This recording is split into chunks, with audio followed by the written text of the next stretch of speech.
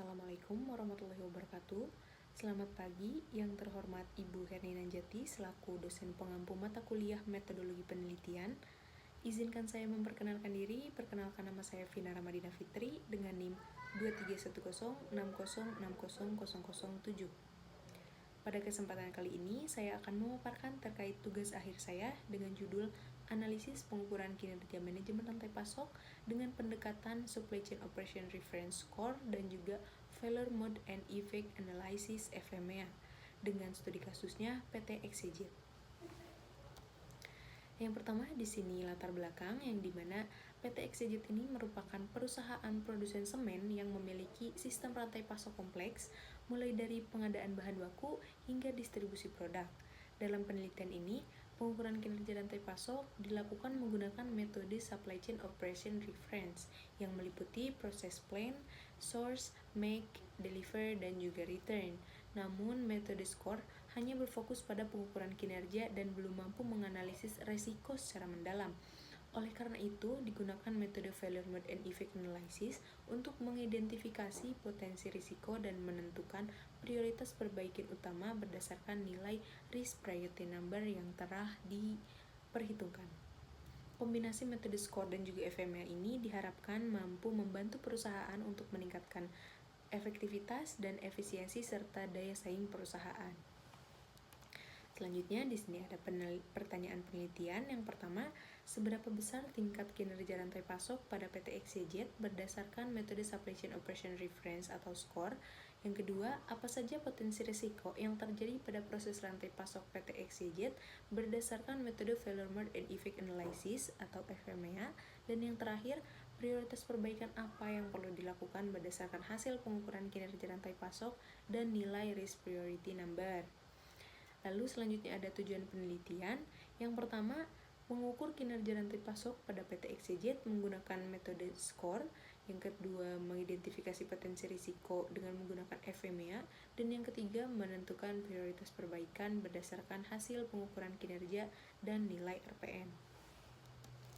Selanjutnya, adapun batasan penelitian, yakni yang pertama, pengukuran kinerja rantai pasok hanya menggunakan model SCORE dengan proses plan, source, make, deliver, dan juga return. Lalu yang kedua, analisis risiko hanya menggunakan metode FMEA dengan parameternya severity, occurrence, dan juga detection. Dan yang ketiga, penelitian difokuskan pada aktivitas rantai pasok internal dan pemasok tanpa membahas aspek keuangan secara mendalam. Lalu selanjutnya ada manfaat penelitian. Yang pertama, memberikan informasi terkait tingkat kinerja rantai pasok perusahaan secara menyeluruh. Yang kedua, membantu perusahaan dalam mengidentifikasi dan meminimalkan risiko dalam rantai pasok. Dan yang ketiga, menjadi dasar rekomendasi perbaikan untuk meningkatkan efektivitas, efisiensi, dan daya saing perusahaan. Selanjutnya, di sini terdapat penelitian terdahulu. Di sini ada 5 penelitian terdahulu. Yang pertama ada Rizky dan Raharjo dengan metode FMEA yang memiliki hasil bahwa penelitian tersebut menunjukkan risiko terbesar pada distribusi semen berasal dari kendaraan yang terlalu lama parkir dan menginap sehingga mengurangi efisiensi distribusi. Yang kedua, Ananda et al. 2025 dengan metode SCORE dan juga FMEA. Dengan hasilnya, penelitian tersebut menemukan 27 resiko supply chain dengan fokus perbaikan pada sistem kerja vendor dan bagian purchasing untuk mengurangi risiko operasional. Lalu yang ketiga ada Syaputra et al. 2025 dengan metodenya itu SCORE dan juga HOR. Hasilnya, penelitian menemukan risiko terbesar berasal dari ketidakpatuhan SOP dan kurangnya pelatihan karyawan. Lalu yang keempat ada Kartika et al. 2022 dengan metodenya itu FMEA. Dengan hasil penelitian menunjukkan bahwa cacat terbesar pada produk percetakan adalah warna belang yang disebabkan oleh mesin dan peralatan produksi yang kurang baik. Dan yang kelima atau yang terakhir ada dari penulis Farhan dengan metodenya itu SCORE Racetrack 12.0 yang dimana hasilnya menunjukkan masih terdapat keterlambatan pada proses penerimaan, pemilihan supplier, dan verifikasi barang sehingga diperlukan perbaikan sistem e-procurement dan juga monitoring supply chain. Selanjutnya ada landasan teori Yang pertama di sini ada Supply Chain Operation Reference, yang dimana metode ini merupakan kerangka kerja yang digunakan untuk membantu perusahaan mengelola dan mengukur kinerja rantai pasok secara terintegrasi. Model SCORE ini terdiri dari 5 proses, yakni Plan, Source, Make, Deliver, and Return. Model SCORE ini terdiri dari 5 proses utama, yakni Plan, Source, Make, Deliver, dan Return.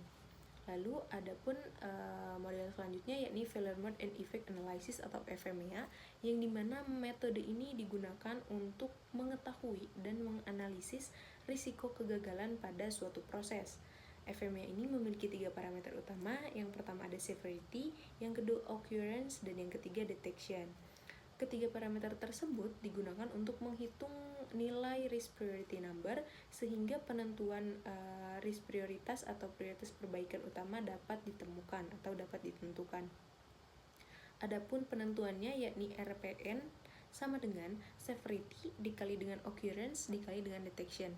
Semakin tinggi nilai severity-nya, maka semakin tinggi pula prioritas risiko yang harus diperbaiki.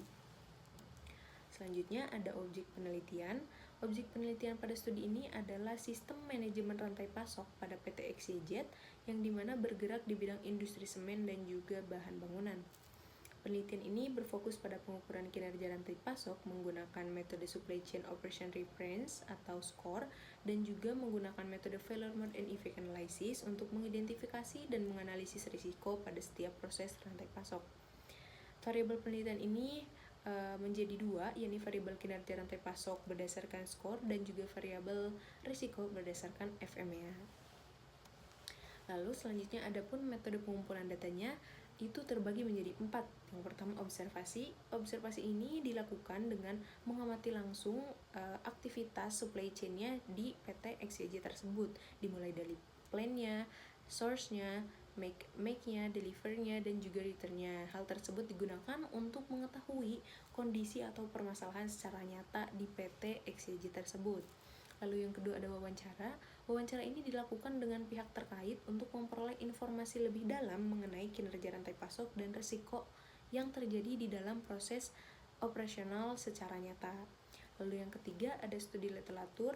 Studi literatur ini didapatkan dari jurnal, buku, ataupun penelitian terdahulu yang berkaitan dengan SCORE dan juga FMEA. Dan yang terakhir ada dokumentasi. Dokumentasi ini dilakukan dengan pengumpulan data dari perusahaan, laporan, dan juga dokumen pendukung lainnya bersangkutan dengan aktivitas rantai pasok perusahaan PT XYZ. Selanjutnya ada validitas dan reliabilitas. Uji validitas ini digunakan untuk mengetahui apakah instrumen penelitian ini mampu mengukur variabel yang diteliti dengan baik atau tidak. Nah, pengujian ini dilakukan menggunakan metode person product moment dengan membandingkan nilai R hitung dan juga nilai R tabel. Lalu yang selanjutnya ada uji reliabilitas, yang dimana dilakukan untuk mengetahui tingkat konsistensi instrumen penelitian. Pengujian reliabilitas ini menggunakan metode Cron's-Benz alpha, yang dimana instrumen akan reliable ketika nilai Cron's-Benz alpha-nya itu lebih besar dari 0,70, yang dimana nantinya data tersebut diharapkan dapat menghasilkan data yang akurat dan juga dapat dipercaya. Lalu selanjutnya ada variabel penelitian. Pada variabel penelitian ini terdapat 2, yakni data primer dan juga data sekunder, yang dimana data primer ini berisi atau diperoleh langsung dari perusahaan melalui observasi, wawancara, dan kuesioner. Data ini meliputi penilaian kinerja rantai pasok, serta penilaian risiko metode FMEA seperti severity, occurrence, dan detection. Sedangkan untuk data sekundernya ini diperoleh dari dokumen perusahaan, laporan, jurnal, buku, dan penelitian terdahulu yang berkaitan dengan SCORE dan FMEA. Lalu untuk model analisis yang digunakan dalam penelitian ini adalah metode Supply Chain Operation Reference, yang digunakan untuk mengukur kinerja rantai pasok pada proses plan, source, make, deliver, dan juga return. Lalu selanjutnya digunakan metode FMEA, yang dimana untuk menganalisis resiko pada proses rantai pasok dengan menentukan nilai severity, occurrence, dan juga detection. Setelah ketiga nilai tersebut dihitung, maka digunakan untuk menghitung nilai risk priority number, yang dimana RPN ini nantinya digunakan untuk menentukan prioritas utama perbaikan dari supply chain di PT XCJ tersebut.